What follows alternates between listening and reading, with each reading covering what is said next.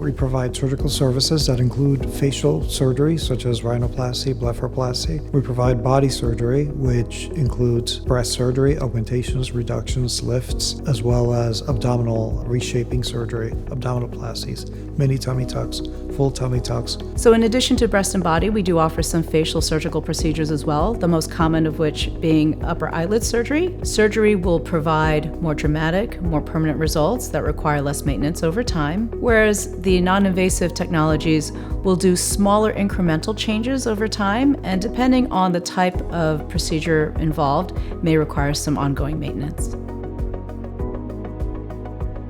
So under the broad category of breast procedures, we offer three major categories, which include breast augmentation, or more commonly known as breast implants. We also have breast reduction, and we also have a breast lift. Breast augmentation or breast implants are when we actually augment or increase the volume of the breast size.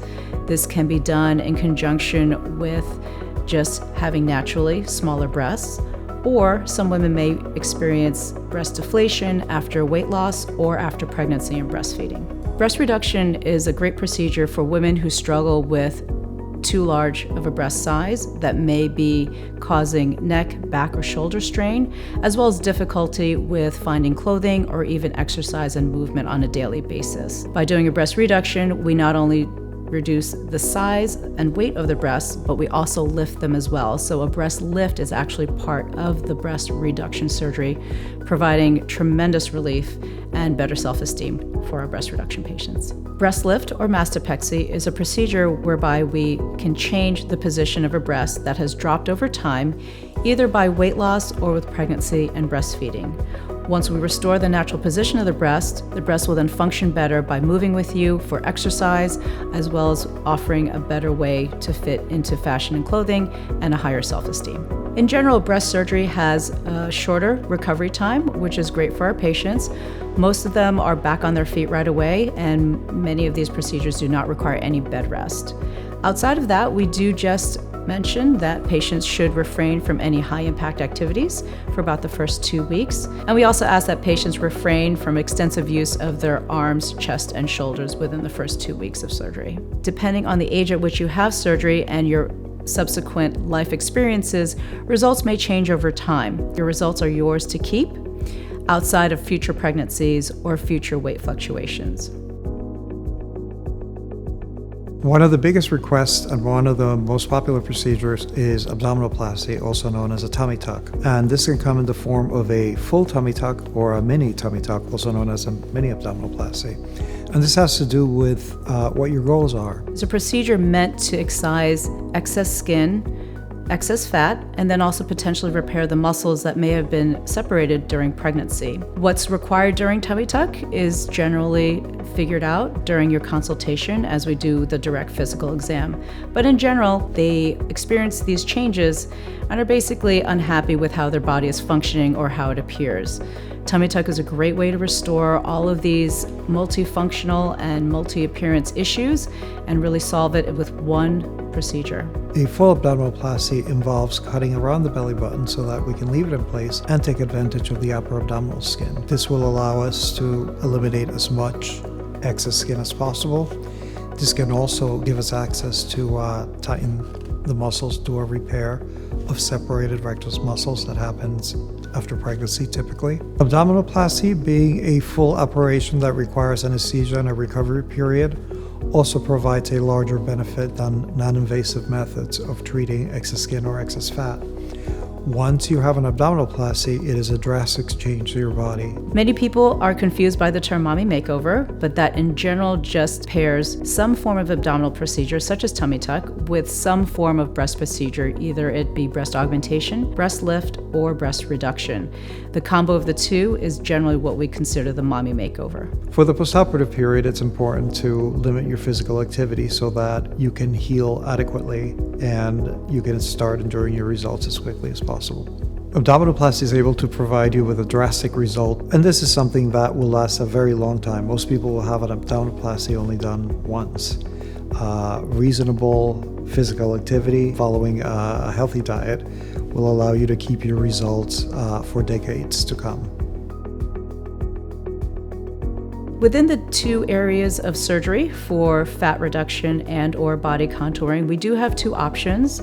The first one, widely known as liposuction, is where we actually manually evacuate fatty tissue from underneath the skin. In addition to that, we do offer the Renuvion tissue tightening technology. We would recommend the combination of both liposuction and Renuvion just to really help the skin contract as smoothly as possible post-procedure. So the post-care and maintenance of results for any body contouring procedure are really predicated on the fact that you do maintain a steady weight. If your weight is maintained long-term, you will maintain your results basically with just the underlying small changes that routinely would happen with natural aging. However, the entire structural, dramatic changes that you achieve with surgery will be yours to keep. Eyelid surgery, also known as blepharoplasty, can involve the upper eyelids and the lower eyelids. And these are two different types of operations. For the upper lids, typically it is skin excess that is causing hooding of the upper lids, and it's something that can be done in the office, versus the lower eyelids typically involves removing excess fat pads that are visible, that give you a tired appearance. And this can be done in conjunction with non-invasive procedures to help tighten the skin.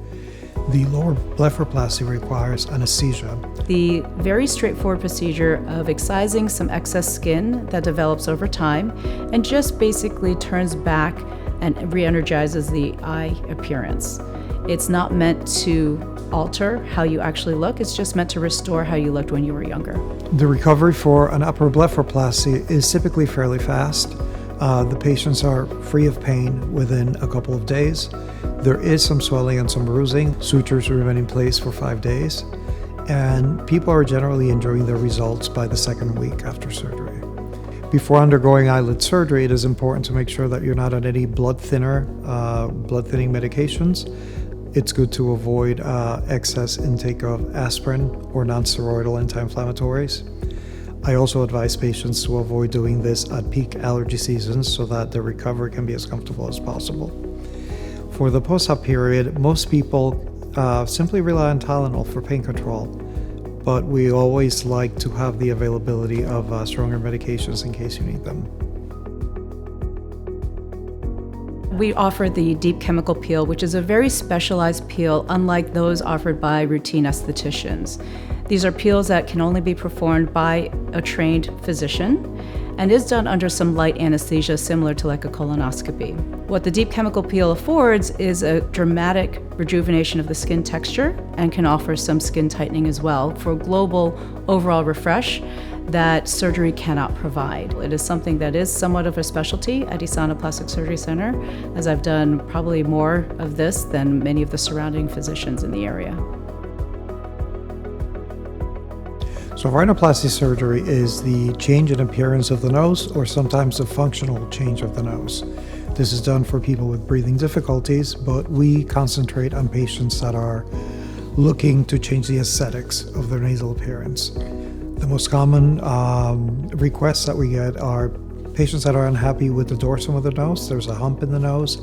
The tip may be too wide, it may be bulbous.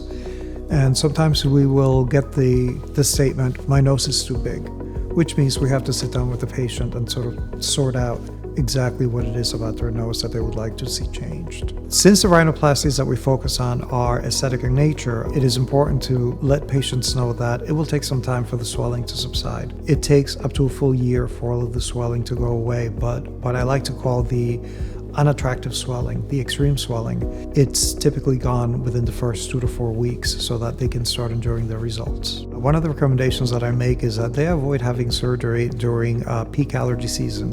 If you're somebody who gets irritated by spring pollen, I usually advise them to do the operation in the fall or the winter. For the post-op period, it's very important to avoid excessive physical activity. And one thing that I also advise patients is avoid crowded areas. Avoid going to big gatherings and concerts.